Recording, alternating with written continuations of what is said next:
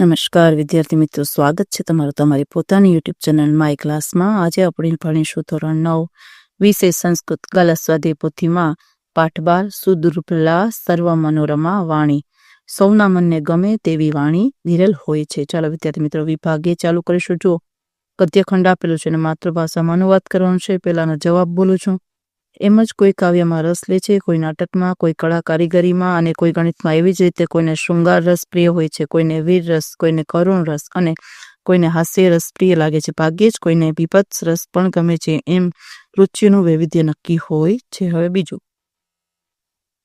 મેં સૌના મનને પ્રસન્ન કરનારી વાણી બોલવાનું શક્ય ન હોય તો સભા વચ્ચે ભેગા મળીને સભામાં હાજર રહીને શું મૂંગા રહેવું કે નકામું બોલવું એ પ્રશ્ન છે। અહીં મહારાજ મન ઉત્તર આપે છે, સભામાં પ્રવેશ ન કરવો અથવા સમજદારીપૂર્વકનું વચન બોલવું ન બોલનારો કે વિરુદ્ધ ખોટું વચન બોલનારો પાપી થાય છે।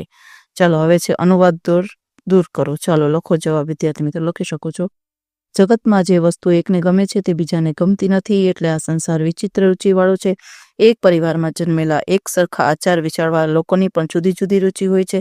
વળી જુદા જુદા પરિવારોમાં જન્મેલા માણસોની વાત જ શું કરી। જેમના પિતા સમાન છે તેવા પુત્રમાં કોઈને ગળ્યું ભાવે છે અને કોઈને પછીનો બીજો લોકો, પરંતુ જે જડ ખરાબ ટેવમાં રચ્યો પચ્યો અને આળસુ સેવક હોય તે તેને તેનો માલિક ઘણું કરીને કર્કશ વાણી કહે છે અને કામકાજમાં જોડે છે અને પોતાનું પ્રયોજન સાધે છે। ચાલો હવે ત્રીજાનો જવાબ।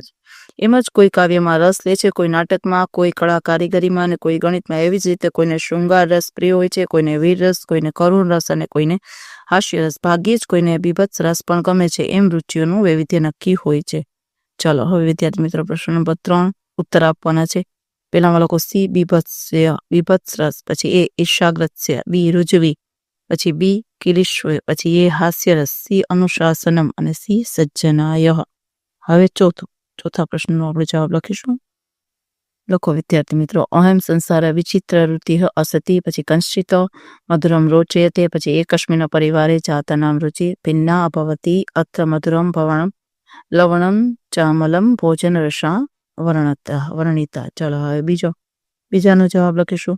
એકાએક વાણી સર્વસ્ય માનસમ સંતોષયતિને અર્હતિ, ય ખલુ આશેણ સંસ્કારેણ સંસ્કૃતો ભવતી તસ્મે જડ દુર્વંશરત અલસહ ચ ભવતી। ચાલો વિદ્યાર્થી મિત્રો વિભાગ ડી ચાલુ કરીશું। વિભાગ ડીમાં જુઓ, સેવક તો લખો અનુચર અને દાસ, જ્ઞાનત્વમ તો કે વૈવિધ્યમ, તૃષિણમ તો કે મુકમ, અલસ તો કે અનુતા, વિરોધી લખો કિલિશ્વી તો કે પુણ્યશાળી, કુટિલ તો કે રુજુ, હાસ્ય રસ તો કે કરુણ રસ, દુર્ગુણનો વાદ તો કે ગુણાનુવાદ।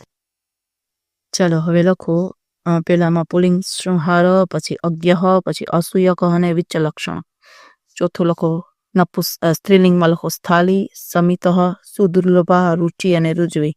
નપુંસકલિંગમાં લખો શિલ્પમ, અનુશાસનમ, સુભાષિતમ, કિલ્વિષ।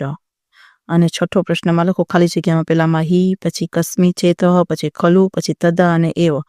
સાતમામાં લખો સમાસના પ્રકાર।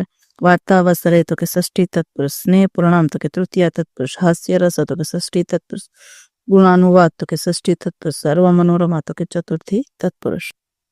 આઠમા પ્રશ્નના જવાબમાં જો યદસ્તુ તો કે યથ પ્લસ વસ્તુ, વાપી તો કે વા પ્લસ અપી, નોપ્યંતે તો નો પ્લસ ઉપયંતે, સંતિતિ તો કે સંતિ પ્લસ ઇતિ, રુચિ ભરવતી તો રુચિ પ્લસ ભવતી, વ્યવહાર અપી તો કે વ્યવહારે પ્લસ અપી। ચાલો વિદ્યાર્થી મિત્રો વિભાગ ઈ જુઓ, જોઈને લખી શકો છો વિદ્યાર્થી મિત્રો ગદ્યખંડમાં શુદ્ધ કરીને।